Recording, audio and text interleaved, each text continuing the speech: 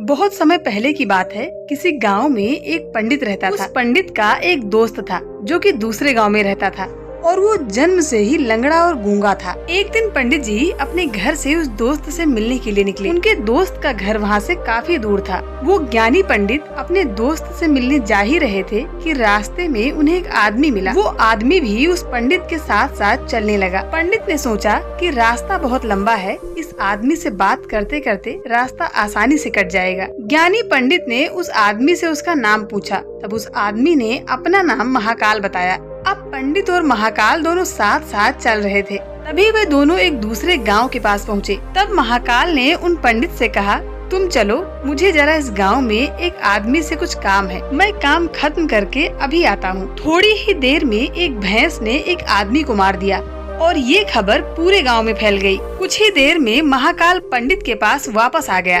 वे दोनों साथ साथ आगे बढ़ने लगे। थोड़ी दूर और आगे जाने पर फिर एक गांव आया। तब महाकाल ने पंडित से कहा, तुम चलो, मैं अपना थोड़ा काम खत्म करके आता हूँ। उस आदमी के जाने के कुछ ही देर बाद उस गांव में आग लग गई।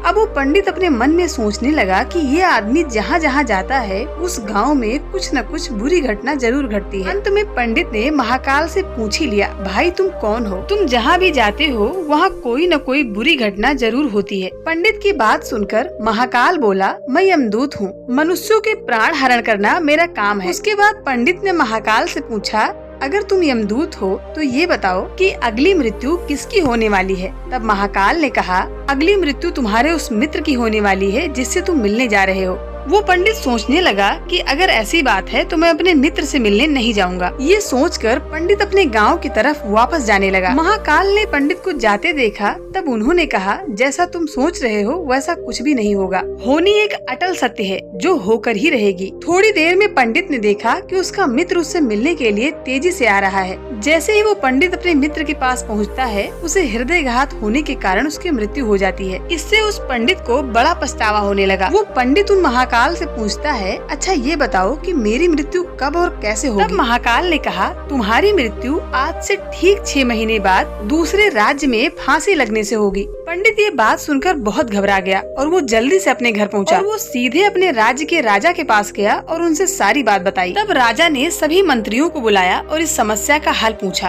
अंत में राजा ने फैसला लिया कि अगले 6 महीने तक ये पंडित इसी महल में रहेगा। राजा ने महल में ही पंडित के लिए पूरी व्यवस्था करवा दी और धीरे धीरे समय बीतता रहा। उस पंडित को नींद में चलने की बीमारी थी और ये बात उस पंडित को भी पता नहीं थी। जिस दिन उसकी मृत्यु होने वाली थी उसी दिन वो पंडित नींद में राजमहल से बाहर निकला। पंडित राजा के यहाँ मेहमान था, इसलिए किसी पहरेदार ने उसे नहीं रोका।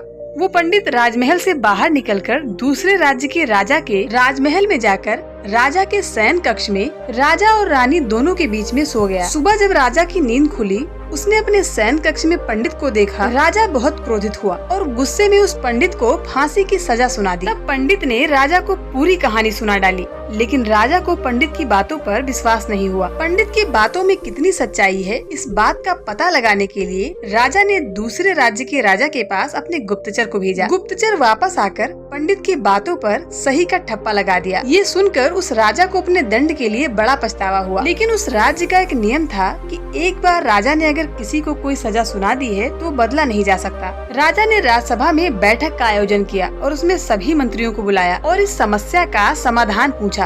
अंत में यह फैसला लिया गया कि कच्चे धागे का फंदा बनाकर पंडित के गले में डालकर अपने वचन को पूरा कर लीजिए।